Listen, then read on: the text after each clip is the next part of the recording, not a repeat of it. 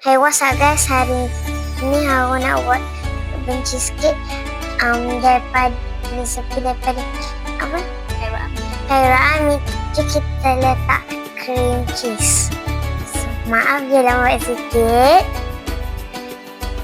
Dia macam boleh dimakan terus, tapi kita kena masak dulu kawan-kawan. Awak konyok-konyok pula.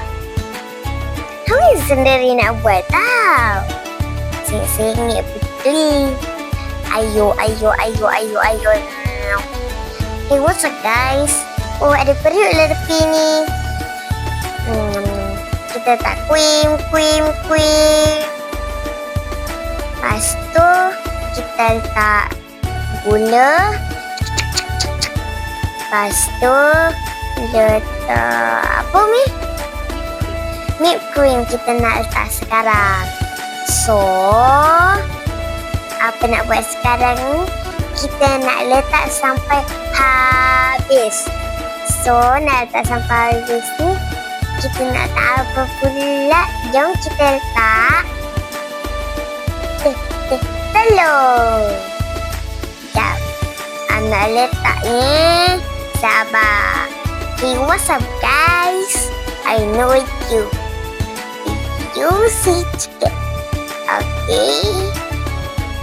Lepas tu kita nak letak color wing. Warna hijau. Lepas tu kita tak tepung 2 sudu. 2 sudu sahaja tak kawan-kawan. Kalau korang nak buat, ikut je apa-apa yang saya cakap tak kawan-kawan.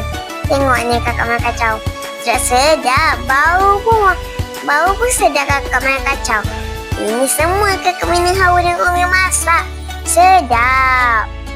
So, kalau nak buat ni, korang kena, kawan-kawan kena ikut arahan saya yang saya cakap tu. Awak kena ikut video yang saya cakap.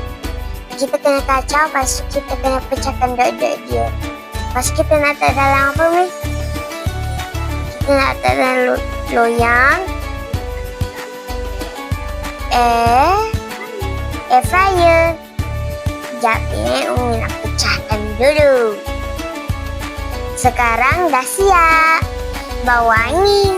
Sebenarnya sedap kalau nak makan. Selamat Hari Raya semua orang. Semua buka puasa. Bye-bye. Lele.